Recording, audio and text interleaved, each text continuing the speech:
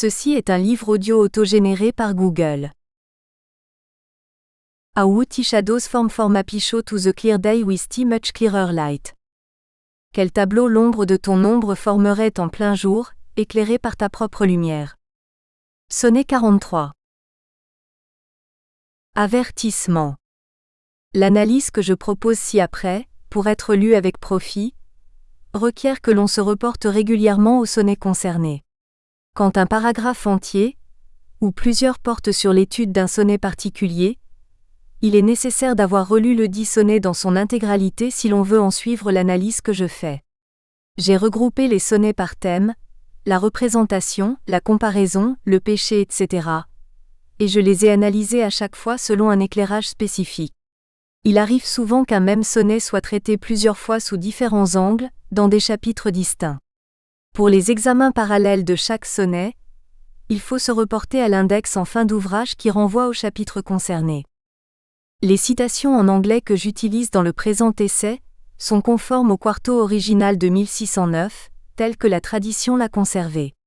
Quand j'ai, de ma propre initiative, apporté des modifications au texte original, je les ai signalées explicitement par un astérisque, mais elles sont rares.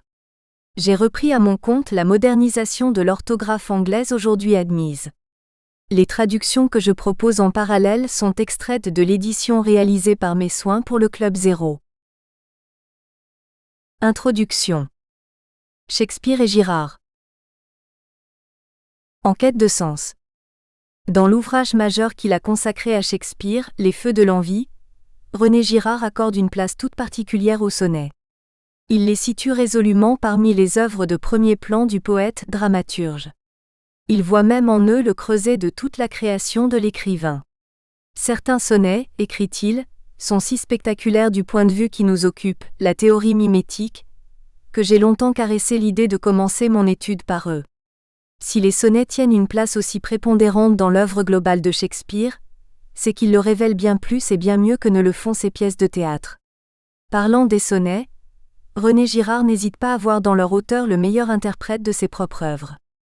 En effet, les sonnets offrent par rapport aux œuvres dramatiques l'avantage exceptionnel de nous montrer Shakespeare au travail. Ils nous permettent d'avoir une idée du regard qu'il porte sur l'écriture de sa poésie, sur l'acte poétique lui-même, sur sa création. Son attention et sa réflexion sur lui-même y sont omniprésentes.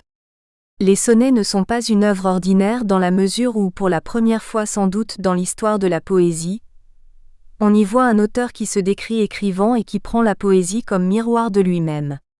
Il n'y évoque pas seulement ses sentiments et ses pensées, il s'y observe et s'examine en tant qu'écrivain.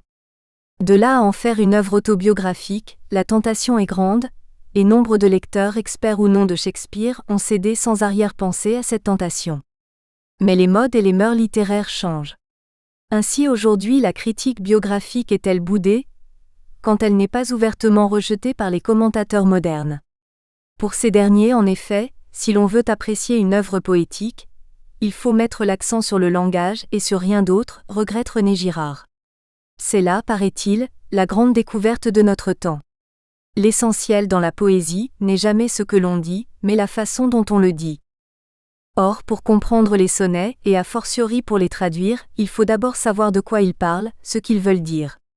Et pour cela, il faut bien prendre en compte, d'une manière ou d'une autre, celui qui parle. Pour René Girard, l'implication de Shakespeare dans son œuvre, et singulièrement dans ses sonnets, est égale à l'implication de Proust dans La Recherche, ou de Dostoïevski dans Le Joueur ou L'Homme dans le souterrain. Évidemment, les sonnets ne sont pas à strictement parler une biographie, loin de la même, mais s'imaginer qu'un écrivain comme Shakespeare ait pu passer sa vie entière à représenter un désir totalement étranger à sa propre expérience est d'une absurdité criante. L'implication d'un écrivain dans son œuvre est souvent considérée comme quelque chose qui se situe hors du champ de la critique. Cette notion d'implication personnelle n'a jamais été si peu à la mode aujourd'hui, car elle se heurte à la conception régnante de la littérature comme jeu verbal.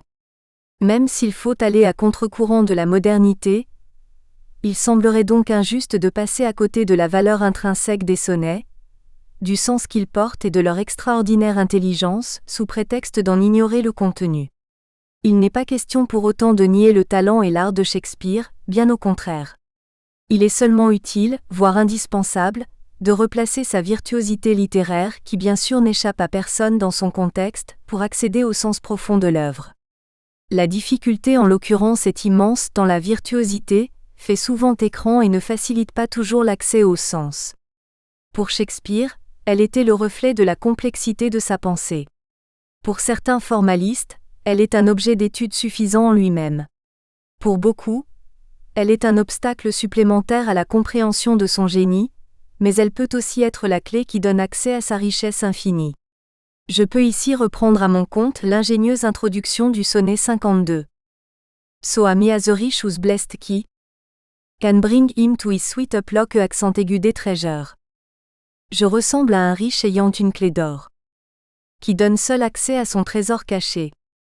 Il s'agit à présent d'ouvrir ce trésor et de dévoiler son contenu exceptionnel. Qui découvrons-nous ?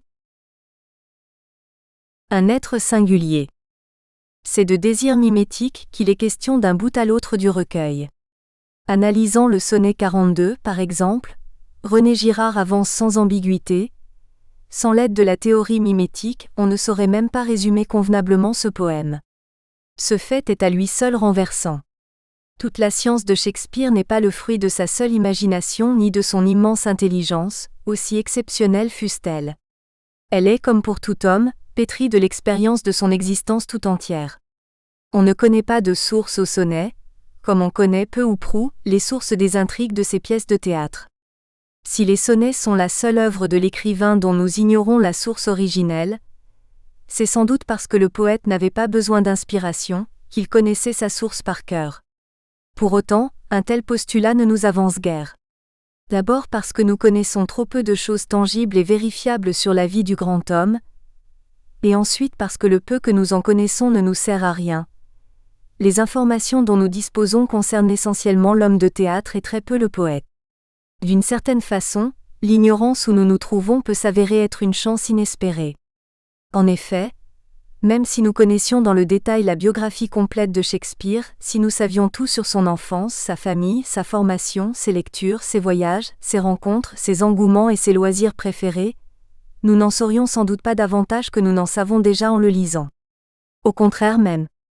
Nous ramènerions toute sa culture et tout son savoir aux influences multiples qu'il a dû subir, et nous nous persuaderions que nous en savons assez.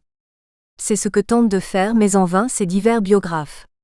Ne sachant rien de sûr concernant sa vie, ils examinent son époque, ils analysent la situation politique de la période élisabéthaine, ils étudient les œuvres de ses contemporains, ils scrutent toutes les productions de son temps et se disent que la personnalité de Shakespeare doit fatalement être quelque chose comme la résultante de toutes ces données éparses. Aussi pertinent et érudit soit-il, il demeure à la surface des choses et ne pénètre ni l'œuvre de Shakespeare ni la réalité de l'homme qui l'a produit.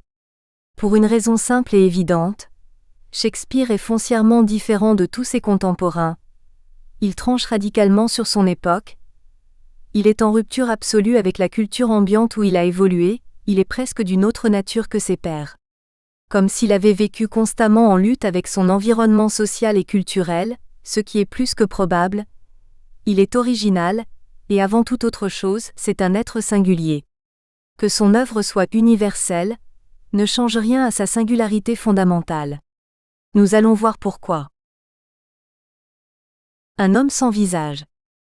En même temps qu'il paraît en contradiction flagrante avec son époque, ou pour le moins en porte-à-faux, il demeure un homme qui se confond sans difficulté avec ses semblables, un citoyen de son temps attaché à la culture de son époque, à ses racines, en rivalité incessante avec ses pairs, dans le monde hyperconcurrentiel que pouvait être celui de la création artistique du Londres de la fin du XVIe siècle. Sa différence et surtout sa supériorité par rapport à tous ses rivaux repose sur le fait qu'il a compris mieux que personne la frénésie mimétique dans laquelle il vivait, il l'a analysée, il l'a maîtrisée, il a su l'exprimer, et finalement il nous a transmis la compréhension qu'il en avait. Pour ce faire, il a fallu que son implication, son engagement, l'investissement de toute sa personne fût entier, sans retenue. René Girard l'explique en ces termes. La grandeur d'un écrivain en tant que révélateur mimétique implique inévitablement qu'à un moment de sa carrière il compose avec la vérité des doubles, et cette expérience ne peut se faire qu'à ses dépens et à ceux très coûteux de son ego mimétique. Voilà très exactement de quoi les sonnets sont faits. Ils valent mieux qu'une chronique biographique, ils sont plus forts et plus profonds que des annales ou un journal intime, auquel Shakespeare renonce explicitement au sonnet 122, Ti gift, ti table, are within my brain, comme s'il était découragé par son projet d'écriture. That poor retention could not so much hold. Les mémoires seraient sans doute insuffisants. Les sonnets sont d'abord le fruit de l'expérience vive de Shakespeare en tant qu'amant, en tant que poète, en tant que dramaturge, en tant qu'homme public. Ils sont l'aboutissement du travail d'un humain privilégié parmi ses frères humains, ses admirateurs et ses alliés tout autant que ses ennemis. Sans rechercher la moindre vérité historique, il est nécessaire de se convaincre, avant de lire les sonnets et d'en apprécier la richesse infinie, qu'ils sont le fait d'un seul homme éminemment singulier, appelé William Shakespeare. Make but my name to love and love that still? And then to lovest me for my name is Will. Contente-toi d'aimer mon nom, aime-le bien. Alors tu m'aimeras, puisque mon nom est Will. Telle paraît être sa signature au sonnet 136, If ti soul check that a come so near. Moins qu'une identité, mais plus qu'un simple locuteur, il faut chercher et tenter d'approcher l'homme, la personne qui se cache derrière cette signature. Nous devons nous persuader que Shakespeare n'est pas un homme invisible, ce qu'il est pourtant pour nombre de ses lecteurs. René Girard revient sur cette théorie, dans Les Feux de l'envie.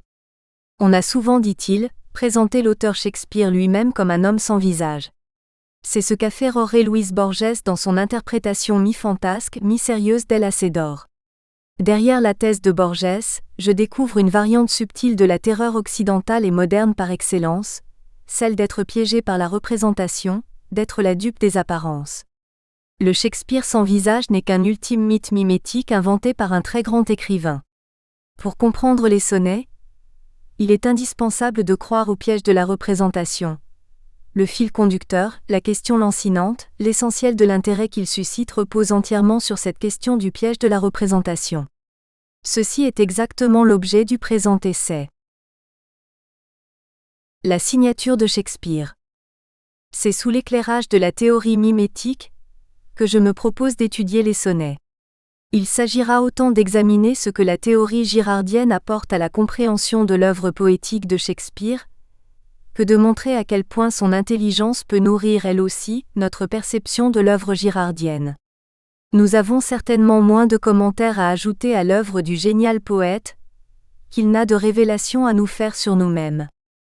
La densité des sonnets est telle qu'en 2127 vers seulement, en excluant les 2 derniers sonnets de moindre intérêt, une production dérisoirement minuscule par rapport à son œuvre théâtrale, nous pouvons retrouver tout Shakespeare, tout ce qui fait sa singularité et son génie. Les sonnets représentent moins de 1,5% de l'intégralité de l'œuvre imprimée que nous avons conservée de lui, mais quelle richesse! Quelle grandeur! Et quelle puissance! Je ne pourrai malheureusement ici n'en dévoiler qu'une modeste partie, mais j'espère ouvrir des perspectives qui laissent entrevoir de multiples développements et qui offriront une lecture renouvelée et élargie de l'œuvre poétique de Shakespeare. Je voudrais également montrer que les sonnets ne sont pas moins riches et moins profonds que les pièces de théâtre que les critiques, ou les traducteurs, ont toujours tendance à privilégier au détriment de la poésie. Helen Wendler, éminente professeure à Harvard et auteure d'une imposante étude intitulée The Art of Shakespeare's Sonnet, s'excuse en ces termes. The wish of interpreters of poems to arrive at something they call meaning seems to me misguided. Very few lyric offer the sort of philosophical depth that stimulates meaning seekers in long, complex and self-contradicting texts like Shakespeare's plays. Le désir des analystes des poèmes de parvenir à quelque chose qu'ils appellent un sens me paraît mal à propos. Très peu de poèmes en effet présentent une profondeur philosophique équivalente à celle qui stimule les personnes qui recherchent un sens dans les textes longs, complexes et contradictoires que l'on rencontre dans les pièces de Shakespeare. Il me semble au contraire que les sonnets sont largement aussi riches de sens que les comédies et les tragédies, et ce qui est étonnant dans un espace infiniment plus restreint, avec une économie de moyens bien plus grande. Il est impossible de croire que Shakespeare ne les a pas pris au sérieux. De son côté, Yves Bonnefoy, en préface de sa traduction, parle à propos des sonnets et de leur contenu, de leur minceur de parole, de la dévotion à la forme, et il s'interroge. Shakespeare est-il même présent dans les sonnets? Dans l'étude que je présente ici, je souhaite montrer, à l'opposé de ces réticences, combien la parole y est justement lourde de sens, combien elle est complexe et intelligente, comment elle n'est jamais sacrifiée à la forme, et à quel point Shakespeare transpire littéralement à travers chaque vers qu'il écrit, comme il l'avoue lui-même au sonnet 76. Why is my verse so barren of new pride? Poème dans lequel précisément, il s'interroge sur le sens de son travail. Why write is still all one, ever the same? That every word does almost tell my name? Pourquoi ne rien changer à ma façon d'écrire? Et pourquoi chaque mot révèle-t-il mon nom? La théorie mimétique. Avant d'aller plus avant dans l'analyse girardienne des sonnets, il me faut rappeler brièvement en quoi consiste la théorie mimétique qui nous intéresse. Il est évidemment impossible de résumer en quelques lignes l'immensité de la pensée de René Girard. Aussi ne mettrai-je ici en valeur que les éléments les plus saillants qui recoupent la pensée shakespearienne et éclairent notre compréhension des sonnets.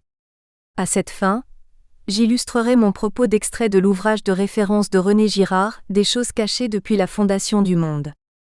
Pour René Girard, aucun désir n'est spontané ni autonome, au sens que le romantisme a donné à ces mots. Pour désirer une chose ou une personne, il faut que quelqu'un d'autre que moi me l'ait montré comme désirable, c'est-à-dire qu'il l'ait désiré lui-même, ou simplement qu'il m'ait paru la désirer lui-même. Le désir est dit mimétique puisque je ne désire rien par moi-même.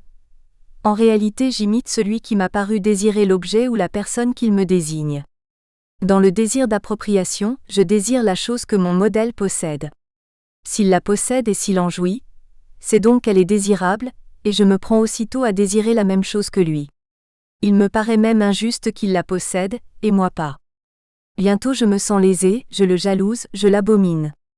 Ceci, on le conçoit facilement, conduit rapidement à des formes de rivalité plus ou moins virulentes et pousse les rivaux à la violence réciproque. La mimésis d'appropriation se concentre sur l'objet que les deux rivaux mimétiques essaient de s'arracher l'un à l'autre parce qu'ils se le désignent l'un à l'autre comme désirable. Le désir mimétique s'exacerbe, et les rivaux se retrouvent souvent entraînés dans un cercle infernal dont aucune des deux victimes ne peut sortir. La violence que le désir d'appropriation déclenche semble impossible à refréner. De fait, de nombreuses pièces de Shakespeare commencent par une scène d'exposition qui n'est ni plus ni moins qu'une crise aiguë de mimétisme violent. Richard II, Cymbeline, etc. Les rivaux étant incapables de maîtriser leur violence, qu'ils entretiennent d'ailleurs mutuellement, le désir de l'un exacerbant le désir de l'autre, l'objet du désir devient rapidement un objet interdit. La femme que tous les hommes désirent me paraît la plus désirable de toutes, et la plus inaccessible évidemment. Quand tous autour de moi se mettent à désirer la même chose que moi, nos différences s'effacent, nous sommes fascinés par notre rivalité, celle-ci absorbe toute notre énergie, il n'y a plus entre nous que des rapports de double. Les doubles, précise René Girard, ce n'est jamais que la réciprocité des rapports mimétiques. Tout devient objet de comparaison, de concurrence, d'envie, de revanche perpétuelle, de ressentiment. L'objet, de désirable qu'il était initialement, finit par disparaître. Il n'a plus aucun intérêt, c'est la lutte pour l'obtenir qui devient l'objet de la lutte. Dans ce combat pour rien, mon modèle est devenu mon rival, mon ennemi. Lui seul concentre toute mon attention, ma fascination et ma haine. Plus je veux lui ressembler, plus je me confonds à lui, et plus je crois m'approcher de ce qui paraît devoir m'appartenir. Pour être moi-même, il faut que je sois exactement comme lui. Ainsi la lutte de tous pour se différencier aboutit à ce que tous se jettent collectivement dans la ressemblance, l'identité, la confusion, l'indifférenciation. Le modèle lui-même se dédouble. Plus il me paraît différent, plus je veux l'imiter. Plus je veux me différencier de lui, plus je l'imite. Ici apparaît le phénomène de double bind, ou double injonction contradictoire. Le modèle devient mon rival, il m'invite en même temps à l'imiter et à ne pas l'imiter.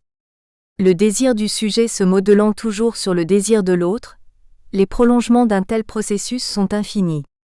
Tout devient objet de comparaison. Tous les protagonistes sont poussés de proche en proche à la convoitise greed, à la jalousie, dans un lutte sans merci et sans issue, jusqu'à l'élimination ou la disparition du rival ou des rivaux par la mort ou par un sacrifice, rarement par l'abandon d'une des parties. Tout ce qui fait obstacle à la satisfaction de mon désir me pousse à la violence. Et le premier obstacle qui se dresse objectivement devant moi est celui, l'homme ou la femme que j'admire à cause de sa possession de la chose désirée que je convoite. Je ne chercherai donc qu'une chose, me substituer à lui, le remplacer, l'éliminer. Pour me justifier, tout est bon, sauf l'aveu véridique de ma jalousie mimétique. J'invoquerai mon droit d'aînesse, mon honneur, tout un attirail de pseudo-préséance, et puis d'abord c'est moi qui l'ai vu le premier. On voit par ces exemples que cet enchaînement délirant peut donner matière aussi bien à une comédie qu'à une tragédie, une bouffonnerie ou un drame noir, un parti dont Shakespeare a su tirer la quintessence pour son théâtre. Mon rival devient ainsi l'objet de ma haine autant que de mon amour. Thème récurrent chez Shakespeare, de la double face de l'amour et de la haine. Ainsi, au sonnet 35, No more be grieved at that which thou hast done, résume-t-il la nature de son conflit intérieur. Et un myself à full pli commence. Such a civil war is in my love and hate. Je dois contre moi-même intenter un procès. Ma haine et mon amour sont en conflit ouvert. Pour illustrer ce phénomène, René Girard utilise le mot grec de scandalon. Scandalon est généralement traduit, précise-t-il, par scandale, obstacle, pierre d'achoppement, piège placé sur le chemin. Shakespeare parle plusieurs fois d'empêchement, impédiment au sonnet 116. René Girard continue. Le mot et son déviré scandalizo, causé du scandale, viennent de la racine scazzo qui signifie je boite. Voir les sonnets 66 et 139. En résumé, le scandalon, c'est la tentation par excellence du modèle qui attire en tant qu'il fait obstacle et fait obstacle en tant qu'il attire, c'est le désir lui-même. Nous retrouverons ce modèle obstacle dans une quantité impressionnante de sonnets. Les oppositions, les contraires, les oxymores, les chiasmes, les paradoxes, les alternances, les dualités, les effets de miroir abondent dans toute l'œuvre de Shakespeare et ils se concentrent d'une manière folle dans les sonnets, comme s'ils étaient enfermés dans une prison sans ouverture et effroyablement étroite. Les sonnets sont un kaléidoscope de toutes les explications, attitudes et stratégies qu'un individu pris dans un triangle en voie de désintégration s'efforce d'apporter afin de pénétrer le mystère qui l'obsède, précise René Girard dans Les Feux de l'envie. Il parle aussi de ce désir scandalon comme étant le contraire de l'amour au sens chrétien. Cette distinction fondamentale entre désir et amour, entre Eros et Agapé, est centrale dans les sonnets, et l'éclairage chrétien de cette vision est soutenu par le développement des thèmes comme ceux du péché, l'amour est mon péché, Love is my sin, sonnet 142, de la chute et du pardon, pitié pour moi, pity me, supplique qui revient à de nombreuses reprises. Nous allons voir un peu plus loin combien ce thème est important. La méconnaissance. La conscience jalouse tient une place essentielle dans le désir mimétique. Elle se nourrit de sa propre ignorance, que René Girard désigne sous le vocable de méconnaissance. C'est ma conscience déformée qui me fait penser que ce n'est pas moi qui suis jaloux des autres, mais que ce sont tous les autres qui m'en veulent. Ce thème est lumineusement détaillé au sonnet 61. Is it the will the image should keep open? Un poème remarquablement construit sur un jeu de questions-réponses. Is it the spirit that to send from thee? So far from home into my deeds to pray?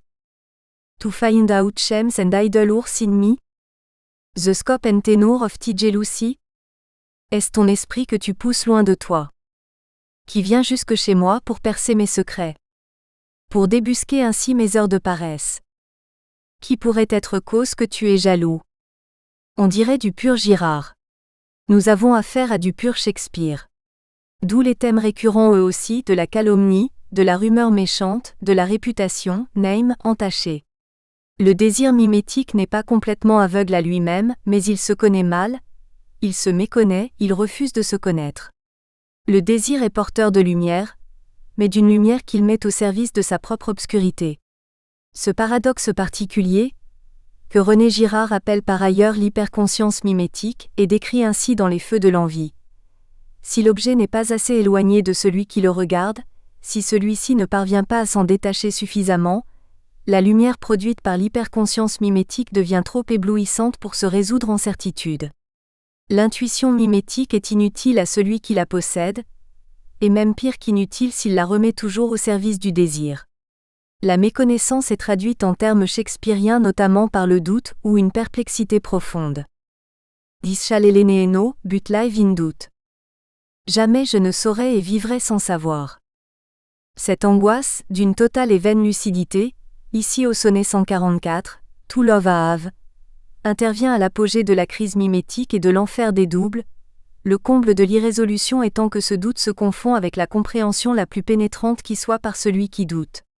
Le dévoilement complet de cette méconnaissance se trouve logiquement dans l'un des tout derniers sonnets, le 151, Love is too young to know what conscience is, au titre révélateur, dans lequel Shakespeare évoque clairement un manque de conscience, un défaut de conscience ou une conscience déficiente, want of conscience. Le renoncement. À cette méconnaissance, il n'y a pas moyen d'échapper, sauf par un renoncement douloureux à ses propres illusions, une prise de conscience, une conversion complète, à l'image de la reconnaissance de Jésus par les pèlerins d'Emmaüs, représentation par excellence de l'aveuglement commun et de la révélation. Mais leurs yeux étaient empêchés de le reconnaître. But their eyes were holden that they should not know him. Luc 24:16. L'épreuve de la conscience est probablement la plus difficile qui soit. René Girard explique pourquoi. Rien n'est plus facile bien sûr que de connaître l'exactitude du désir mimétique, d'en faire l'application aux autres. C'est beaucoup plus difficile en revanche, de démystifier nos ressentiments à nous et non plus ceux des autres seulement, de repérer ce que dissimule notre passion démystificatrice. C'est pourquoi la conscience passe généralement par le renoncement et par le sacrifice. En abjurant la rivalité mimétique, Shakespeare fait ouvertement face à ses rivaux qu'il appelle ses ennemis, foes, et choisit d'abandonner la partie. Il choisit également le sacrifice de soi de préférence au sacrifice d'une victime émissaire, tout en sachant que l'autosacrifice n'épargne jamais complètement l'autre. Cette opération douloureuse sur soi-même, René Girard l'assimile à une conversion religieuse. Le jeu mimétique, normalement, va des formes les plus élémentaires de l'imitation au paradoxe des doubles et à la victime émissaire. Dans les sonnets, la victime émissaire apparaît au moment où Shakespeare est prêt à sacrifier son amour modèle, au sonnet 134. So now I have confessed that he is thine. Oui, je le reconnais, enfin il est à toi. Mais ce sacrifice est d'abord le sien, dans la mesure où le retrait du combat mimétique a pour fin d'épargner l'autre, comme il apparaît au sonnet 143. Lo, a careful housewife runs to catch, qui se conclut par ces mots. So will est prêt à to mes after will. Et je te permettrai de reprendre ton will. L'originalité, pour ne pas dire l'exceptionnelle découverte des sonnets, repose sur cette résolution non sacrificielle du conflit mimétique. Dans une tragédie ordinaire, la rivalité exacerbée aboutirait certainement à plusieurs morts. Soit celle du poète, soit celle de la femme désirée, soit celle du beau et pur adolescent, de préférence le beau et pur jeune homme, plus proche de la figure de l'agneau expiatoire qui change tout en grâce, tout maxt faux grâce, sonnet 96. Mais rien de tel ne se passe sur la scène des sonnets.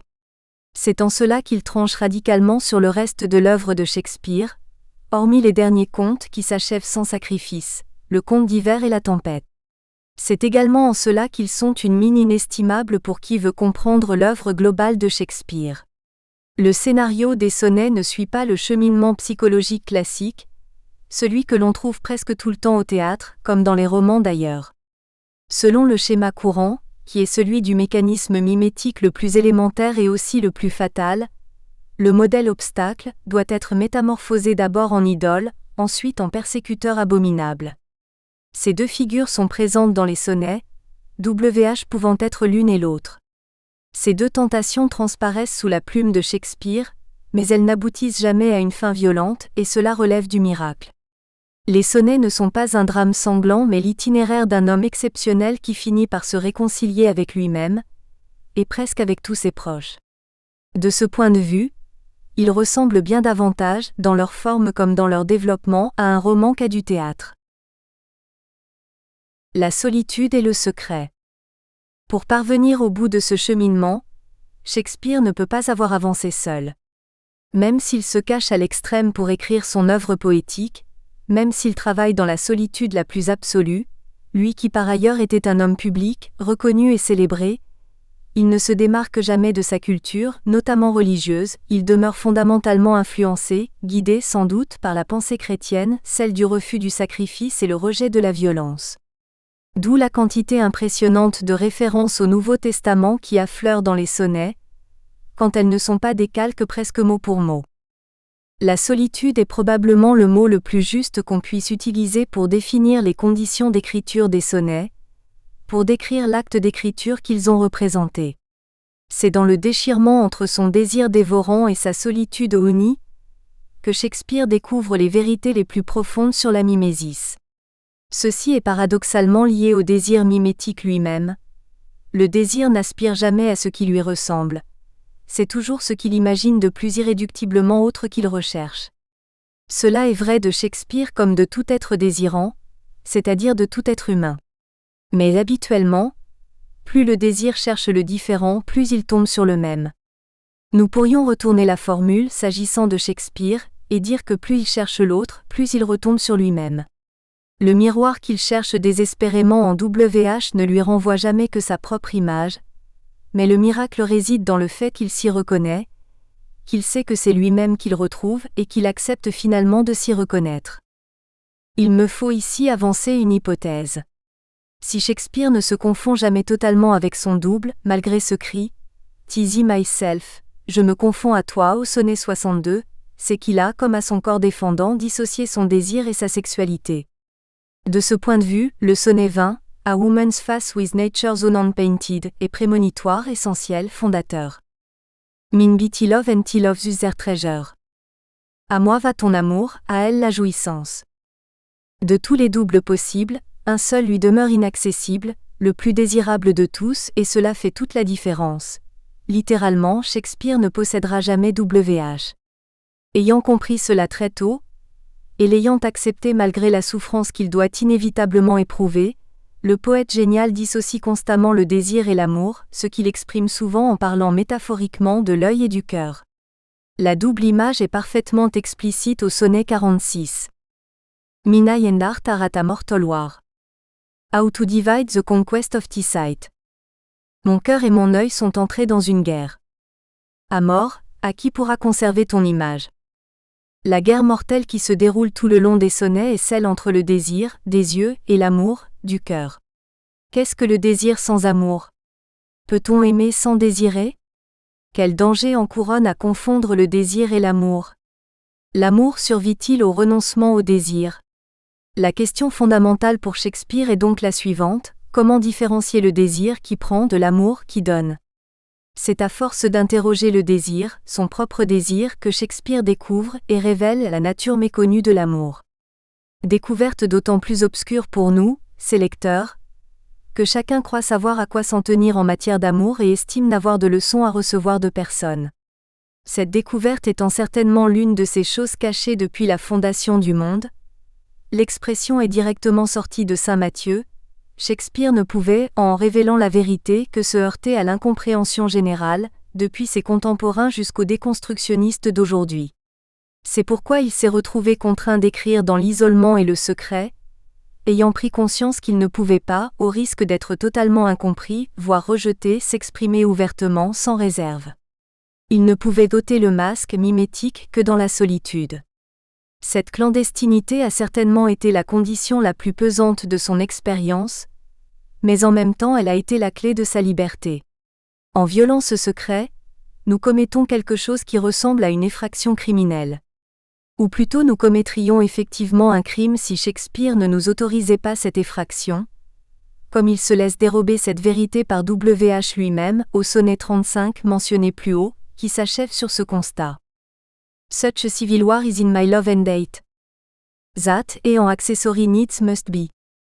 To that sweet thief which sorely robbed from me. Ma haine et mon amour sont en conflit ouvert. Et me voilà réduit à être le complice du délicieux voleur qui me dérobe tout. Le secret révélé. C'est somme toute pour me rassurer que j'ai décidé de croire que Shakespeare avait consenti à ce que ses sonnets fussent publiés, avant qu'il ait lui-même disparu. Non, ils ne lui ont pas été dérobés, ni n'ont été mis sous les yeux d'un public incrédule contre sa volonté, après sa mort. Ils ont été livrés au public de son vivant, et par l'action d'un de ses admirateurs les plus fervents. On n'a aucune évidence qu'il ait protesté contre leur publication en 1609, ni qu'il ait même cherché à l'empêcher par la suite. Or, jusqu'en 1616, il est revenu à Londres à de multiples occasions. Il connaissait parfaitement le monde artistique, tout autant que le monde de l'édition. Je préfère penser qu'il était conscient, malgré le risque d'être mal compris auquel il savait qu'il ne pourrait pas complètement échapper, que sa révélation du désir mimétique pouvait rencontrer des lecteurs capables d'en percevoir le sens aigu et la lumière. Cette révélation devait être complète, et ne dissimuler aucun des dangers qu'elle recèle. Elle devait en même temps témoigner comment on peut surmonter le désir mimétique, jusqu'à avancer très près d'une maîtrise parfaite du phénomène. Le miroir que Shakespeare a longtemps scruté, et dans lequel il s'est examiné sans fard, sans pudeur, il nous le tend encore pour que nous puissions à notre tour nous découvrir sans complaisance, tâche effrayante et exaltante à la fois. Chapitre 1. Des sonnets nés sous X. Qui parle ? La dédicace de l'édition originelle des sonnets n'étant pas de la main de Shakespeare, nous nous trouvons dans le plus grand embarras quant à savoir qui est le véritable auteur de cet ouvrage. L'en-tête porte bien le nom de Shakespeare, mais encore ? La première question qui se pose quand on aborde les sonnets est celle de savoir qui parle. Qui est cette voix à la première personne, me, my, qui se présente dès le sonnet 10, For shame deny that two bears more love to Annie, de manière plutôt directe. Oh change Tissot, that I may change my mind. Change ton jugement, je changerai d'avis. Le poète qui parle ici prend parti. Il n'exprime pas une opinion, il est engagé, il défend sa cause. Il ne cache pas qu'il aime et attend d'être aimé, pour l'amour de moi, for love of me. Mais qui est ce poète ? Où se situe Shakespeare par rapport au poète et à l'amoureux qui tous deux disent « je ». Ce poète amant est-il un personnage à caractère, au même titre que Roméo, Hamlet ou Othello ? Ou devons-nous penser que nous avons affaire à deux personnages distincts, un poète et un amant ? Ou bien encore s'agit-il, comme certains l'ont prétendu, de William himself, littéralement William en personne, camouflé sous le sigle WH, Shakespeare ne s'adressant en fait qu'à lui-même dans une démarche narcissique extrême ? Ou tout simplement Shakespeare est-il sincère ? La réponse à ces questions est évidemment impossible à apporter avec une certitude absolue, comme il est impossible de se satisfaire d'ignorer qui porte cette parole. Il faut donc trancher le dilemme de la confusion entre le poète qui parle dans les sonnets et le poète qui les a écrits. Par précaution, par souci d'objectivité, par rigueur intellectuelle, parfois par facilité, les critiques séparent généralement l'auteur des sonnets du jeu qui s'adresse à WH d'abord, à la dame sombre ensuite. Le grand poète dramaturge que l'on connaît ne peut pas être, pense-t-on, ce misérable amant pleurnicheur qui apparaît dans ses poèmes. Pour Helen Wendler, cela ne semble faire aucun doute. Any commentator must, given Shakespeare's frequent authorial irony, make a division between Shakespeare the author and his fictive self. Le commentateur doit, compte tenu de l'ironie propre à tout auteur et fréquente chez Shakespeare, faire une distinction entre l'auteur Shakespeare et son moi fictif. Pourquoi doit must ? L'ironie est-elle si fréquente et si essentielle dans les sonnets ? Est-elle le signe de la coupure radicale entre Shakespeare et son double ?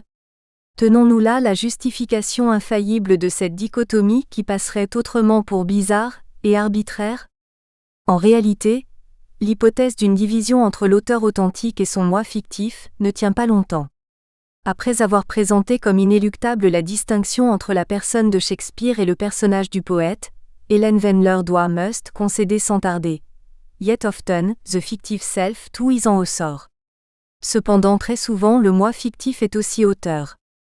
Shakespeare nous mènerait-il en bateau ? Aurions-nous affaire à un poète qui se prend pour un poète, et qui nous raconte les amours tumultueuses d'un poète ? Shakespeare aurait-il écrit sous le pseudonyme de Shakespeare ? Quelle ironie en effet, mais passablement dérisoire. Cette étrange théorie, il faut le dire, à la faveur de nombreux commentateurs des sonnets. Shakespeare et son double, seraient-ils donc deux personnes distinctes ? La déchirure. Pour ma part, je discerne peu d'ironie dans son comportement d'écrivain et encore moins dans son rôle d'amant passionné. Et même si par ironie, on entend une prise de distance entre l'auteur et le poète amant qui souffre dans les sonnets, il est totalement abusif de les séparer complètement. Il s'agit d'un parti pris sans fondement. Je crois personnellement que Shakespeare et son double sont la même et unique personne. Comme je l'ai évoqué dans l'introduction, le désir mimétique est à l'origine d'une multitude de dédoublements, et il est rarement reconnu pour ce qu'il est. Quand Shakespeare se retrouve face à son double qui écrit les sonnets de Shakespeare, je n'aperçois aucune forme d'ironie, mais bien plutôt la réalité d'un drame douloureux, la narration d'une déchirure vraie, celle d'un homme en guerre civile contre lui-même, pas contre un autre, comme au sonnet 89, Says that to did forsake me for some fault, qui s'achève sur cette lamentation. I must nae love him whom to do state. Je refuse d'aimer qui tu as pris en haine. S'imaginer que I et him, je et qui, ou celui que, sont deux personnes différentes, c'est saper le fondement même du drame que les sonnets décrivent. Nous assistons en fait à deux dédoublements successifs. Nous voyons d'abord, première mise à distance, l'auteur des sonnets qui observe le poète amoureux, tandis que celui-ci est partagé entre le bonheur et la douleur, deuxième déchirure. Les deux dédoublements s'emboîtent parfaitement, et c'est bien le même homme qui se trouve simultanément dans la position de l'un et de l'autre. Cette déchirure n'offre certainement pas matière à ironie, elle est le sujet principal des sonnets, son thème, son argument, elle est le cœur du mystère, le nœud du drame. Le dédoublement n'est pas une technique littéraire habile, mais la question centrale du recueil tout entier. Il ne concerne pas la forme, remarquablement unifiée, on n'entend qu'une seule et même voix du premier au dernier sonnet. Le dédoublement concerne principalement le fond de l'œuvre. Les sonnets sont avant toute chose un long cri provoqué par cette division ontologique. Pourquoi ne suis-je pas toi ? Cette question n'a rien à voir avec l'énigme plutôt futile des modernes. Pourquoi ne suis-je pas moi-même ? Comment puis-je devenir moi-même ? Etc. La question a tout à voir en revanche avec le désir mimétique. Je voudrais être ce que tu es. Ainsi celui qui parle dans les sonnets ne se trouve pas en devoir de choisir entre être ou ne pas être. Il essaie seulement de savoir s'il lui est possible de vivre en étant lui-même et un autre. Considérer cette déchirure comme un effet de style, une précaution d'écrivain, voire un simple procédé littéraire, c'est passer à côté de l'essentiel et c'est innocemment ou perfidement trahir Shakespeare. Cela revient à sacrifier le fond au bénéfice très incertain de la forme, ce que précisément l'auteur des sonnets dénonce obstinément, parfois avec rage, comme s'il s'agissait d'une déchirure de trop. À plusieurs reprises, Shakespeare s'en prend au plumitif qui privilégie la forme, au précieux de son temps. Comment tolérerait-il pour lui-même ce qu'il abhorre chez les autres poètes ?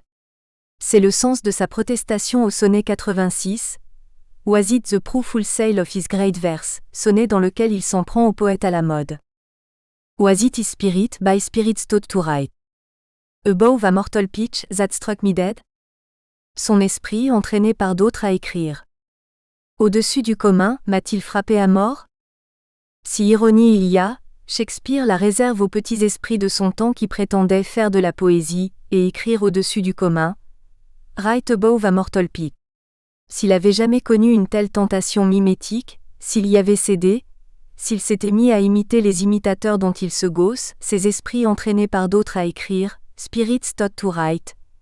Il faudrait alors imaginer un Shakespeare orgueilleux, imbu de sa personne, trop sûr de sa supériorité, un parvenu dans le monde du spectacle qu'il connaissait par ailleurs si bien. Pourquoi pas ? Le portrait d'un tel Shakespeare ferait assurément bonne figure dans la galerie des auteurs pleins de superbe que les modernes adorent démystifier. Mais s'il a jamais existé, ce Shakespeare-là ne semble guère intéressant. Il serait trop banal, trop conforme. Il aurait trop facilement fléchi devant le piège mimétique. En un mot, il ne serait pas Shakespeare, il ressemblerait à tous les autres, et nous l'aurions oublié depuis longtemps.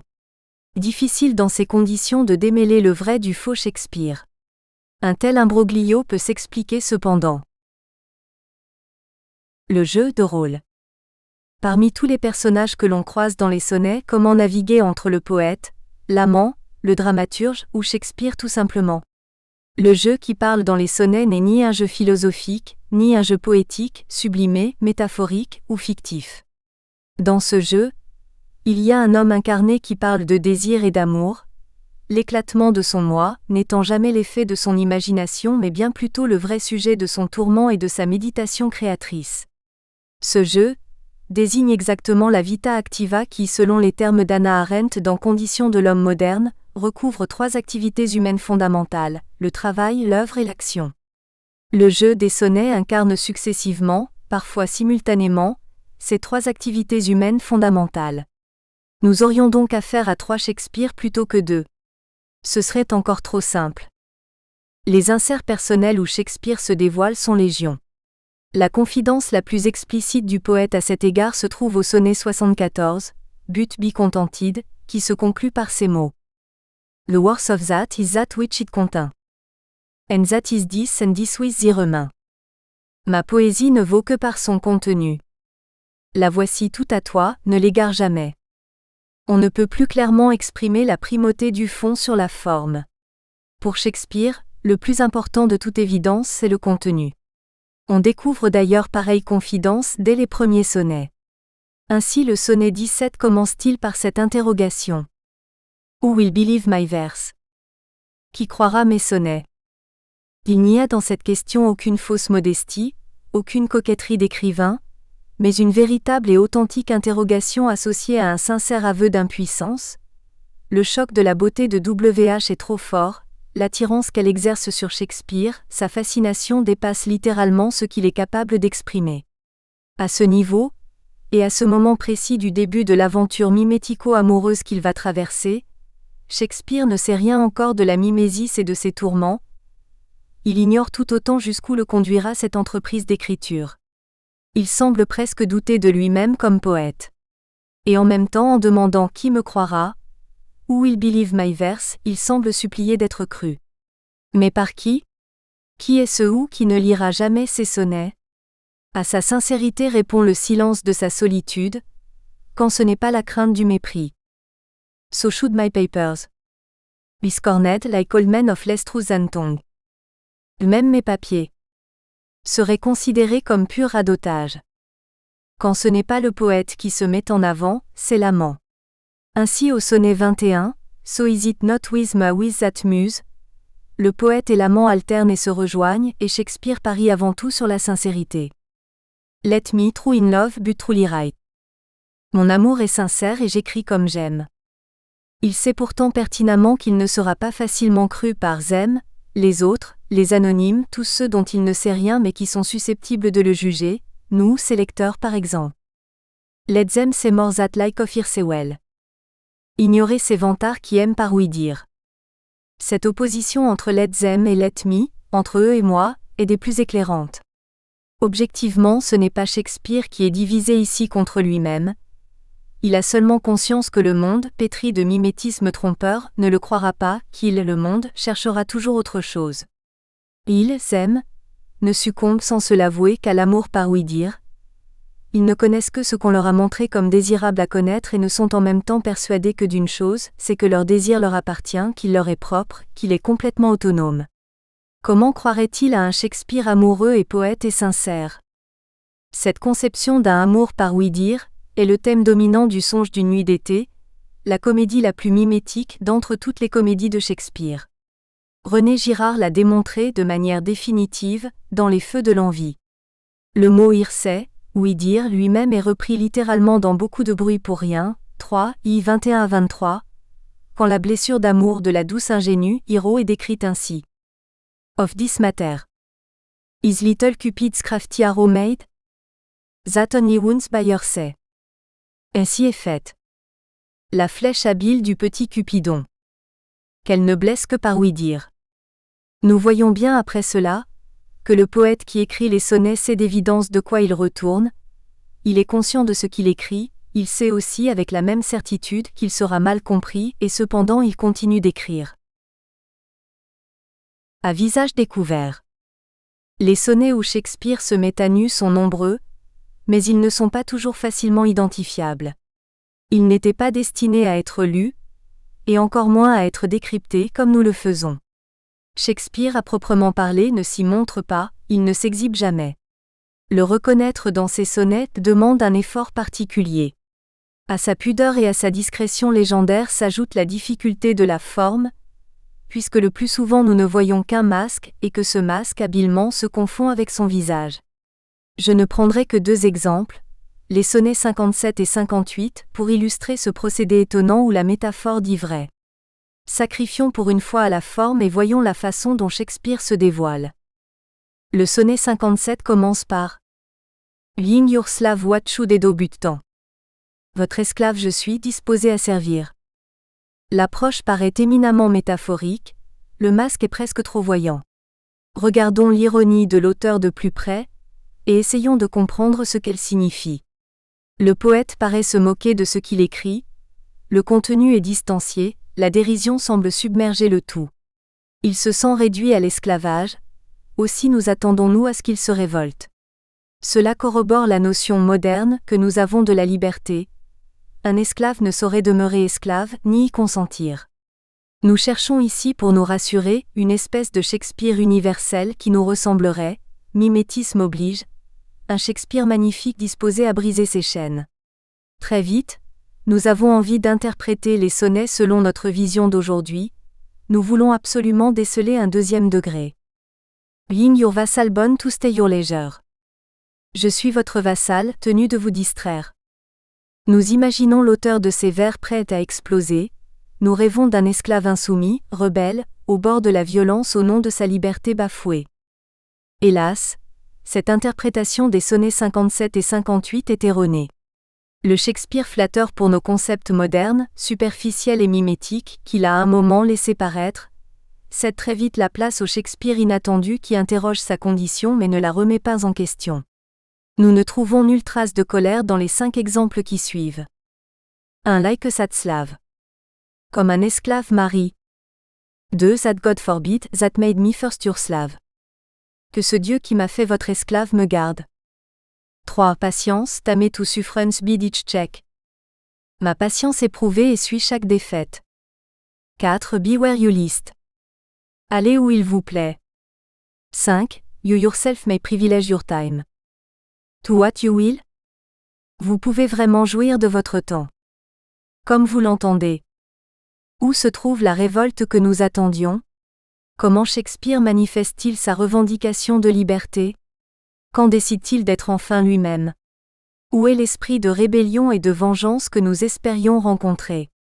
Qu'a-t-il fait de sa nature humaine, que nous partageons avec lui, qui voudrait qu'il se révoltât contre sa condition? Aucune de ces réactions prévisibles n'apparaît ici. Rien.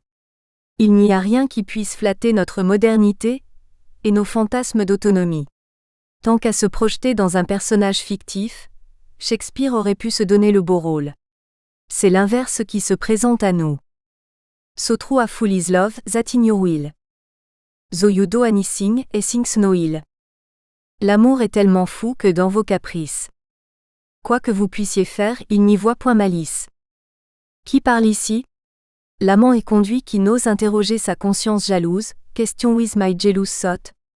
Ou l'écrivain qui retient toute sa fureur mimétique et ne voit pas le mal, though you do anything et things no ill.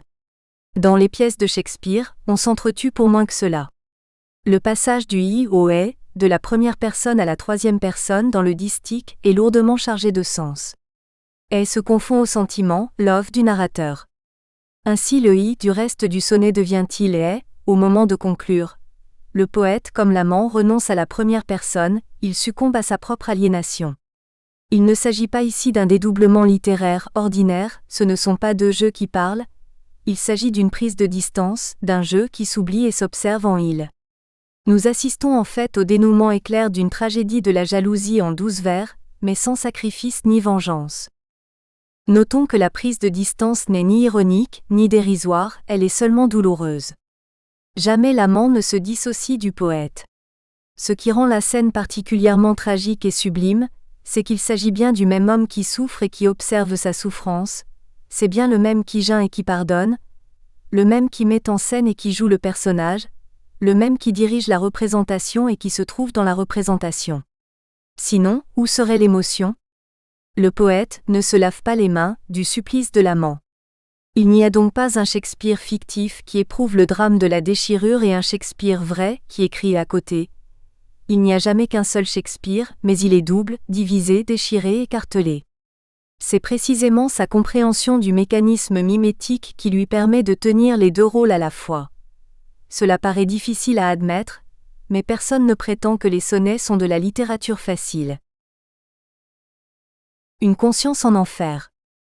Ce faisant, nous découvrons que celui qui écrit le poème a tout compris du malheur de son personnage. Il a compris les ravages du mimétisme mais ignore comment s'en débarrasser. Et c'est précisément cette impasse, à ce moment du recueil au premier tiers, qui est le nœud du drame qui se joue. Sublime dans son expression, le poète n'en est pas moins extrêmement malheureux, autant que l'amant. Il semble inconcevable pour un observateur raisonnable, qu'il puisse être aussi froid dans l'observation qu'il est bouillant dans la passion. Notre incompréhension provient sans doute de notre croyance à la nécessité de la froideur dans l'analyse, selon un réflexe cartésien classique. C'est donc notre propre froideur que nous espérons retrouver, ou qu'effectivement nous croyons retrouver. Mais qui peut sérieusement voir en Shakespeare un observateur froid ou impartial ? Où est-il écrit qu'il est capable de refroidir sa passion dans une calme observation ? Il dit précisément le contraire par moquerie, dans un style ouvertement loufoque et plat comme nos certitudes, au dernier sonnet, le 154, The Little Love God Lying on the Sleep, qu'il conclut rudement. Love's fire it's water, water cools not love. L'amour réchauffe l'eau ne noie pas l'amour. Dans le feu de l'action, au sonnet 58, il dit exactement la même chose, mais de manière tellement plus sublime et tragique. I am to wait, the waiting so be hell. Moi je ne peux qu'attendre, et ce m'est un enfer. Qui souffre ici l'enfer ? L'amant démuni ? L'écrivain conscient mais impuissant ? Les deux évidemment, et dans le même temps. Il ne souffre pas seulement d'être en enfer, il souffre aussi de se savoir en enfer. Arthur Rimbaud ne dira pas autre chose en lançant « Je me crois en enfer donc j'y suis ». À un certain niveau de conscience, la conscience ne sert à rien. Pire encore, connaître sa douleur accroît proportionnellement la douleur. Dans les sonnets, l'observateur de l'amant serait plus serein si précisément il n'était pas l'amant.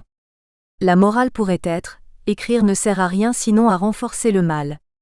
Il n'existe pas de tragédie plus terrifiante pour un poète. Diviser le poète et l'amant, comme le font de nombreux commentateurs, c'est répondre à la place de Shakespeare, cela consiste à nous soulager de son mal. C'est de la part du lecteur, refuser le dédoublement après l'avoir identifié, puisque de toute façon nous ne pouvons pas ne pas le voir, tant Shakespeare insiste sur sa déchirure. C'est enfin, de la part du lecteur, reconnaître la mimésis et la rejeter aussitôt qu'il l'a reconnue. C'est très exactement succomber à la méconnaissance. C'est enfin paradoxalement, faire de Shakespeare le bouc émissaire de toute cette histoire, ce qu'il se refuse d'être obstinément jusqu'au bout, comme nous le verrons plus tard. Comment, pour sa part, Shakespeare subit-il le dédoublement propre au désir mimétique ? Comment en prend-il conscience ? L'accepte-t-il avec fatalité ? Ou bien bizarrement, ne paraît-il pas se l'imposer ? Apparemment, les deux à la fois. C'est parce qu'il a conscience de la fatalité de son état qu'il choisit de s'imposer ce qu'il subit de toute façon. Un comportement aussi complexe s'appelle la responsabilité. Nous sommes placés à cet instant, comme Shakespeare lui-même, devant une aporie insoluble et complètement inhérente à notre nature mimétique. Comme une blessure incurable. À ce point de notre analyse, nous sommes rendus très loin du cri de révolte que nous attendions de l'esclave, au tout début du sonnet 57. On peut s'en sentir frustré et déçu. Mais Shakespeare se trouve rarement là où nous l'attendons. Il est si peu moderne, et encore moins révolutionnaire, si loin de notre psychologie post-romantique revendicatrice d'autonomie. Il nous faut faire un effort sur nous-mêmes pour accéder à sa conscience. Or, que voyons-nous ? L'imbrication où il se trouve et qu'il nous révèle, l'enfer qu'il décrit comme un jeu de dédoublement à l'infini, le diable étant celui qui divise, le diable ici étant son propre désir, nous révèle toute la portée de son déchirant aveu initial, « Being your slave ». Oui, je suis bien votre esclave, semble-t-il dire, et je n'y peux rien changer. Pour conclure, be it or well. Je suis prisonnier de mon désir, et je ne le regrette même pas. En effet, le propre du désir mimétique, c'est qu'il fait des esclaves consentants. Shakespeare écrit « Being your slave », non pas « Were your slave », si j'étais votre esclave. Autre hypothèse d'étude. Being your slave s'impose comme l'identité même de l'âme. Nous espérons que vous avez apprécié cet aperçu. Pour continuer à écouter ce livre audio sur Google Play Livres, utilisez le lien dans la description de la vidéo.